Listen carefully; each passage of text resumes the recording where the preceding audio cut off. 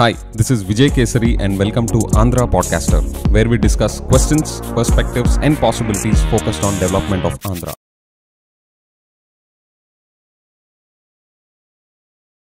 And మన honourable CM vision విశాఖలో ఆయన అమరావతి సిటీ బిల్డ్ చేయడం అనేది ఇంపాసిబుల్, ఇంప్రాక్టికల్ అని చెప్పేసి ఆయన తేల్చి అవతల పడేశారు.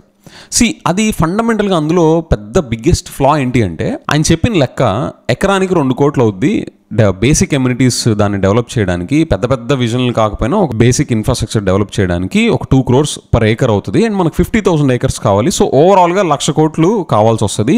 అండ్ ఇది రావడానికి మనకి ఎన్ని సంవత్సరాలు పడుతుంది, దాని ఫ్యూచర్ వాల్యూ ఎంత, నెట్ ప్రెసెంట్ వాల్యూ ఎంత అని చెప్పేసి ఓవరాల్గా 1,00,000 కోట్లు అనేది ఇంపాసిబుల్ అని చెప్పి అవతల పడేశారు. ఫ్రెండ్స్, అందులో అసలు ఫండమెంటల్ ఫ్లా ఏంటి అంటే, ఇప్పుడు 1,00,000 కోట్లు ఫస్ట్ day 1 నుంచి ఎవరు ఇన్వెస్ట్ చేయరు. ఓకే, ఒక 5,000 crores 2,000 crores అలా గ్రాడ్యువల్గా ఇన్వెస్ట్ చేసుకుంటూ వెళ్తారు. అండ్ ప్యారల్గా ఇన్వెస్ట్మెంట్ జరుగుతున్నప్పుడు అక్కడ క్యాపిటల్ సిటీ డెవలప్ అవుతుంది అని చెప్పేసి చాలా ఇన్వెస్ట్మెంట్స్ కూడా వస్తాయి. సో మీరు వేసిన ఫ్యూచర్ వాల్యూ ఎస్టిమేషన్స్లో ఫ్యూచర్ క్యాష్ ఫ్లోస్ మీరు తీసుకున్నారా? సార్, మీరు అక్కడ తీసుకోలేదు. So that is a fundamental flaw. ఎప్పుడైతే మనం 1,00,000 కోట్లు అవుతుంది లేదా ఫ్యూచర్లో 10,00,000 కోట్లు అవుతుంది, 20 lakhs crores అవుతుందని మీరు ఎస్టిమేట్ వేస్తారో, దాంతోపాటు ఎస్టిమేటెడ్ ఫ్యూచర్ క్యాష్ ఫ్లోస్ కూడా మీరు ఫ్యాక్టరింగ్ చేసి అప్పుడు కదా మీరు నెట్ దాని వాల్యూ చెప్పాల్సింది. ఎన్ని సంవత్సరాలకు బ్రేక్ ఈవెన్ అవుతుంది, ఎన్ని సంవత్సరాల నుంచి సిటీ ప్రాఫిటబుల్గా మారుతుంది అనేది అప్పుడు కదా కన్క్లూడ్ చేయాల్సింది. సింపుల్గా అదేమీ లేకుండా ఎకరానికి 2 కోట్లు, సో 50,000 ఎకరాలకి 1,00,000 కోట్లు అండ్ అది మనకు అవ్వదు అనేది, sir that is the fundamentally ఫ్లాడ్ logic.